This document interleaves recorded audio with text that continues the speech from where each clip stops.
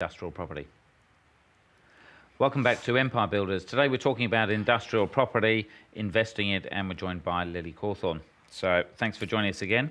So let's talk about building the passive income. How does it all just kind of happen?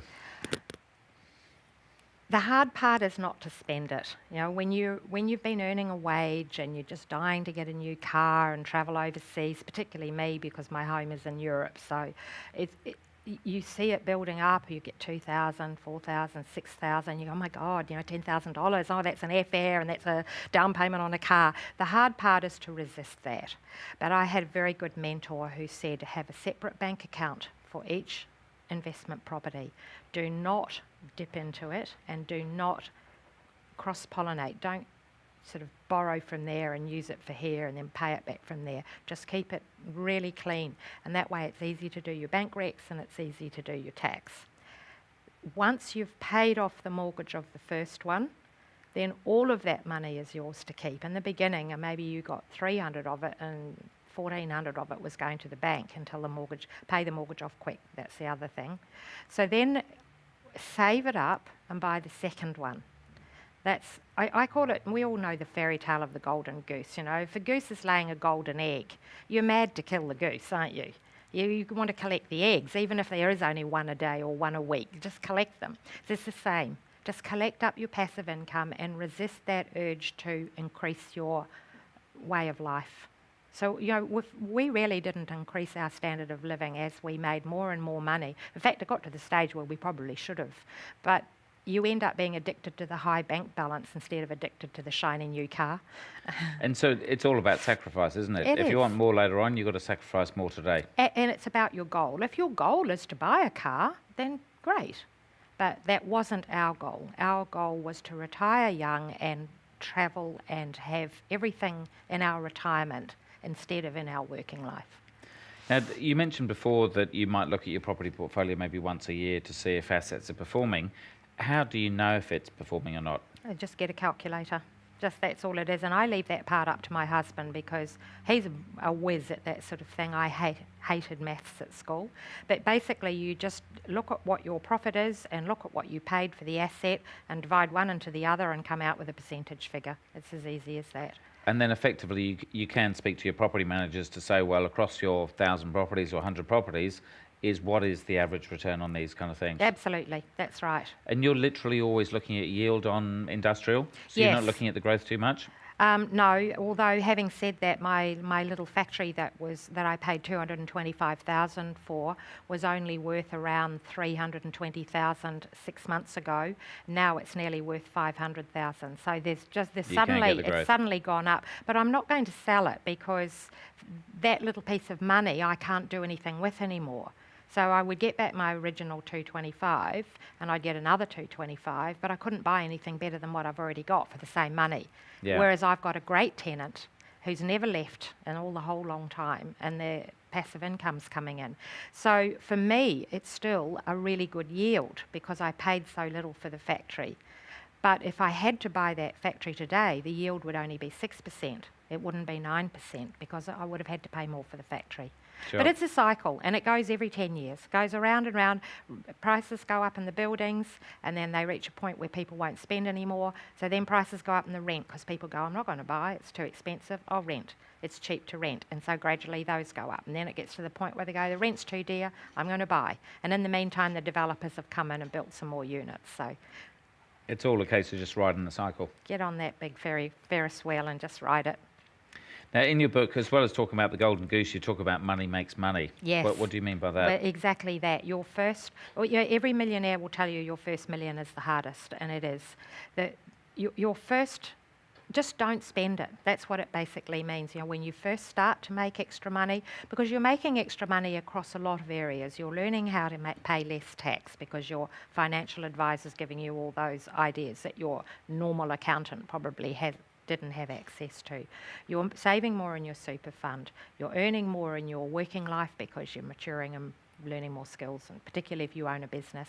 And your investments are bringing in more money. So you accumulate it all and you just keep investing until in the end your investments are bringing in either your goal or more than your goal. So the money that you're earning you put back in and it makes more money. And so, I mean, we've talked a lot about kind of getting started. What about the long-term strategy? Well, long-term strategy for us is to have a portfolio that will replace every means we have of an income now. So, but then the other thing interesting that has happened, when you're 35, you want to retire young. Oh my God, that sounds so good, retire at 50. But when you get there, you actually realise you love what you do and you don't really want to retire. And you need to do something during the day. And you need to do something. So we are continuing to buy more and more investments. Some of them are really challenging. It was very challenging to break into the US market, but it's fun. And then when we do eventually retire from the actual business that holds us here in Sydney, we can travel the world and we can still operate off a laptop and the internet anywhere in the world and run our investment portfolio. And that's the great job about property investing. Yes. What made you move to the US? Because their houses dropped to such low prices and there were just great deals to be had. So you got into the residential over in the US? Yeah. Right, okay. Yeah, and rebuilding up areas that were devastated and, getting good tenants in again. And So how do you actually measure the success, especially when it comes to industrial? my husband is the big measuring person, but for me, the measuring stick for me is every single month when I do all the bank reconciliations before sending them off to the accountant, I add up how much passive income that I've got coming in, and if I'm happy with that, that's my measuring stick. Sounds good. Now, you mentioned before that one of your properties has suddenly grown up to, say, 500,000. Yes. Do you ever look at selling the buildings, or you'll always keep hold of them? I've sold 2 buildings in the 17 years, and I sold them to my property trust. So I still own them really, but with other people.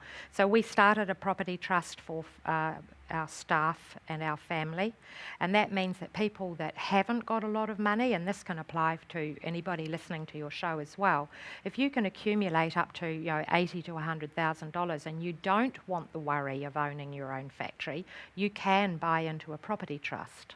So, that's and so you actually set up your own trust rather than do a big one on the stock market that you don't know what you're buying into. That's right. You'll do your own one. That's right, and we manage it because we're control freaks and we like to know what's happening with our property. But our company, Bordens Industrial, manages our own property trust. Our staff can put money in, shares in, our grandkids have shares in it, and I sold my 2 smaller factories. One was when a tenant left and we had to redecorate and put the factory back into really good condition again, not because of the tenant but just age deterioration. So we sold it at a good price to the property trust, and then I have shares now in the property trust. And obviously legalities are going to be different in every country, but is that something, having an industrial trust, is that reasonably straightforward that a reasonable solicitor could do, so you don't need to go on stock exchanges and do all that kind of stuff? It has to be a financial advisor. It can't just be any solicitor or any accountant. It has to be a financial advisor. They have to know what they're doing, so they have to be licensed. Sure. And control it and make sure it's being run correctly. But that's what our company does, and we have experts there for that job. Sounds good. So certainly flowing through. Yes. So any last tips for people, male or female, looking to get into industrial property? Look, I think more women need to take more control of their finances. There is a feeling of apathy. It'll be all right. I'm young yet. But, I have learnt 17 years goes by really, really fast. And if you're young, in 17 years you're going to be middle-aged. If you're middle-aged, in 17 years you're going to be looking at retirement, and it goes fast. Just all mothers will relate to how quickly their baby grows up, and it's the same sort of thing. So be brave. Get yourself organised, do a budget, save your deposit, be brave and have a go.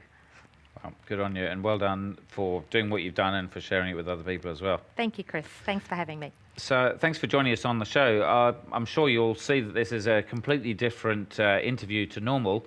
And again, it just goes to show that you don't need to be some multi-billionaire to learn off other people. And so certainly the book here, The Money Factory, get a copy and see if it's the right thing for you. Well, thank you for joining us. If you want to get Lily's details, then just like our other experts, just go to businessblueprint.com/experts. You'll get all of the details there. And thanks for joining us, and we'll see you again next week.